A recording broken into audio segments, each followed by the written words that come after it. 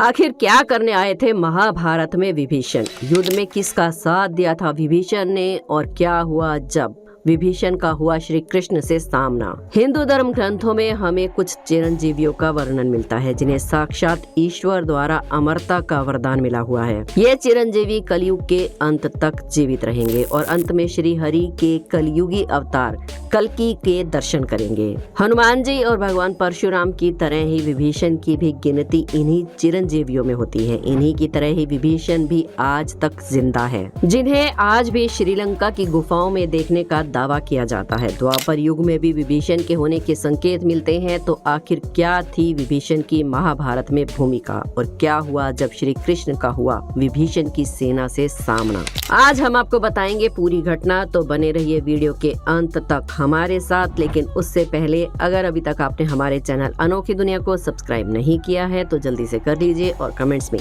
जय श्री कृष्णा जरूर लिखें। महाभारत के अनुसार द्रौपदी के विवाह के बाद पांडवों की पांचाल राज्य से मित्रता हो गई और कौरवों को जब पता चला कि पांडव लाक्षागृह से बच निकले हैं और उन्होंने द्रौपदी से विवाह भी कर लिया है, तब हस्तिनापुर के महाराज धृतराष्ट्र ने उन्हें बुलावा भेजा। लेकिन पुत्र मोह के कारण धृतराष्ट्र एक नई उलझन में फंस गए। एक तरफ उन पर युधिष्ठिर को युवराज बनाने का दबाव बढ़ने लगा और वहीं दूसरी तरफ वे दुर्योधन को भी नाराज नहीं करना चाहते थे। इसलिए इस परिस्थिति से बचने के लिए उन्होंने एक तीसरा मार्ग निकाला और पांडवों को खांडव प्रस्थ सौंप दिया। इसके बाद पांडवों की असली चुनौती शुरू हुई, क्योंकि खांडव प्रस्थ कोई साधारण स्थान नहीं बल्कि एक भयानक जंगल था। जहां भयंकर जंगली जानवर रहा करते थे, वहां किसी साधारण प्राणी का रहना लगभग असंभव था। ऐसी स्थिति में पांडवों ने श्री कृष्ण को याद किया। पांडवों ने श्री कृष्ण के साथ मय दानव की सहायता से उस शहर का सौंदर्यीकरण किया, जिसके बाद वो शहर अद्वितीय स्वर्ग के समान हो गया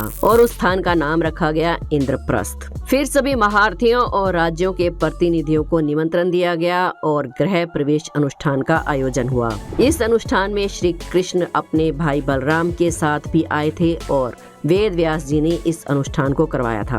इंद्रप्रस्थ के निर्माण के बाद युधिष्ठिर ने राजसूय यज्ञ का आयोजन किया। इस यज्ञ में उन्होंने विभिन्न राज्यों के राजाओं को निमंत्रण भेजा और बुलावे पर सभी राजा वहां उपस्थित हुए। महाभारत के कुछ संस्करणों के अनुसार एकलव्य भी युधिष्ठिर के इस राजसूय यज्ञ में आए थे, क्योंकि वो भी श्रृंगेश्वरपुर के राजा थे। श्री कृष्ण ने युधिष्ठिर के इसी राजसूय यज्ञ में शिशुपाल का अंत किया था। इस प्रकार युधिष्ठिर के इस राजसूय यज्ञ में सभी छोटे बड़े राजा उपस्थित हुए। ऐसा भी कहा जाता है कि युधिष्ठिर के उस राजसूय यज्ञ में लंका के राजा विभीषण भी आए थे। इंद्रप्रस्थ पहुंचकर विभीषण ने उस पूरे भव्य नगर के दर्शन किए और उन्होंने पांडवों के महल को भी देखा। विभीषण ने देखा कि युधिष्ठिर के राजपाट के आगे सभी राजा नतमस्तक हुए जा रहे हैं। वो युधिष्ठिर को अपने आप से ऊपर मान रहे थे और सभी युधिष्ठिर के सामने सर झुका रहे थे, लेकिन विभीषण ने ऐसा नहीं किया। विभीषण ने ना तो युधिष्ठिर के सामने सिर झुकाया और ना ही उनकी सत्ता को स्वीकार किया। ये देखकर अन्य सभी राजाओं ने उनसे इसका कारण पूछा, तो विभीषण ने जो उत्तर दिया उसे सुनकर सभी चौंक गए और इसके बाद वो हुआ जिसकी किसी ने कल्पना भी नहीं की होगी।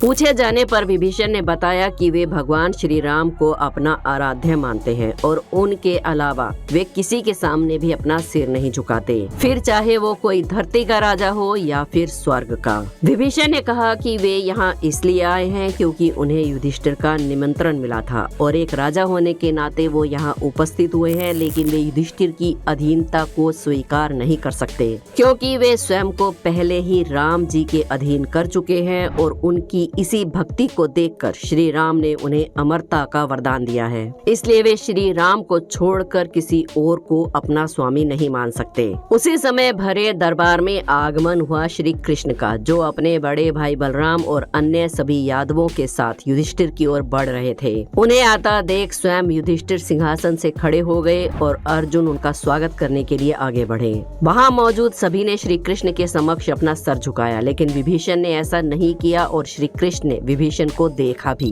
तभी श्री कृष्ण ने एक ऐसी माया रची जिससे विभीषण को कृष्ण जी में राम जी और बलराम जी में लक्ष्मण जी के दर्शन होने लगे। ये देख विभीषण समझ गए कि ये दोनों उन्हीं के अवतार हैं। श्री कृष्ण में प्रभु राम के दर्शन करने के बाद विभीषण की आंखें भर आई और उन्होंने श्री कृष्ण के चरण स्पर्श किए। विभीषण समझ गए थे कि ये प्रभु की कोई दूसरी लीला है। इसके बाद विभीषण ने भगवान श्री कृष्ण का आशीर्वाद लिया और वापस लंका लौट आए। विभीषण को रामायण में कुछ मुख्य पात्रों में से एक माना जाता है। वे रावण के भाई होने के बावजूद भी राम के अनन्य भगत थे। उन्होंने लंका में रहते हुए भी श्री राम जी की भक्ति की और रावण के बाद लंका का शासन भी किया।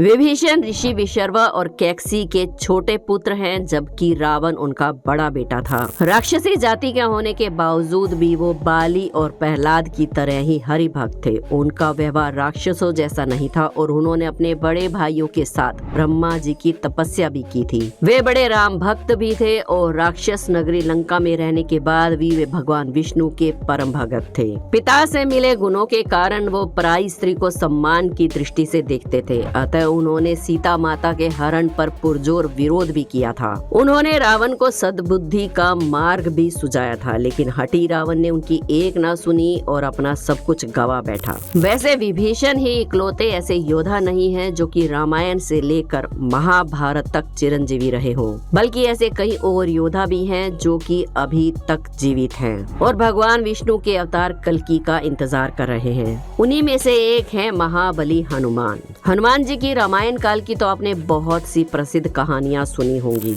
लेकिन वो महाभारत काल में भी मौजूद थे और उन्होंने महाभारत के युद्ध में हिस्सा भी लिया था। बजरंगबली ऊर्जा के प्रतीक माने जाते हैं और उनकी आराधना से बल, कीर्ति, आरोग्य और निर्भीकता बढ़ती है। भूत पिशाच निकट नहीं आवे, महावीर जब नाम सुनावे। और रिद्धि सिद्धि के दाता अस्वरदीन जानकी माता, ये तो आपने हनुमान चालीसा में कई बार पढ़ा होगा।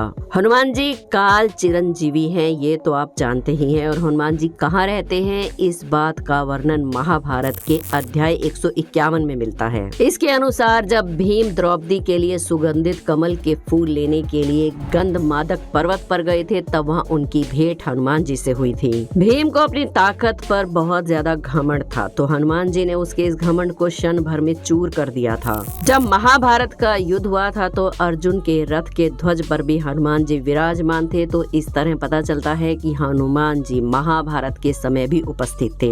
इसी तरह जामवंत जी भी चिरंजीवी हैं। जब देवताओं और राक्षसों के बीच समुद्र मंथन हुआ था, जामवंत जी का जन्म उससे भी पहले का माना जाता है। कुछ धार्मिक ग्रंथों की माने तो जब भगवान विष्णु ने वामन अवतार लेकर राजा बलि की पूरी भूमि 3 पगों में नाप ली थी, जामवंत जी उस समय भी उपस्थित थे। और रामायण में भगवान श्री राम का जब रावण के साथ युद्ध हुआ तो उन्होंने अपनी पूरी शक्ति के साथ उस युद्ध में भाग लिया था। फिर द्वापर युग में जब भगवान श्री कृष्ण पर समयंतक मणि की चोरी का आरोप लगा और वो उस मणि को ढूंढते ढूंढते जामवंत जी की गुफा तक जा पहुँचे, तब जामवंत जी की भेंट श्री कृष्ण से हुई और उस समय जामवंत जी ने अपनी बेटी जामवंती का विवाह श्री कृष्ण के साथ किया। अगर आप इन सभी कथाओं के बारे में विस्तार से जानना चाहते हैं तो इन सभी पर हमने वीडियोस बनाई हैं जो कि हमारे चैनल अनोखी दुनिया पर मौजूद है, आप जाकर देख सकते हैं। आज का वीडियो आपको कैसा लगा हमें कमेंट्स में जरूर बताएं। वीडियो पसंद आई हो तो एक लाइक जरूर करें। हमारे चैनल अनोखी दुनिया को सब्सक्राइब करके बेल आइकन को प्रेस करना ना भूलें। कमेंट्स में जय श्री कृष्णा जरूर लिखें। कल फिर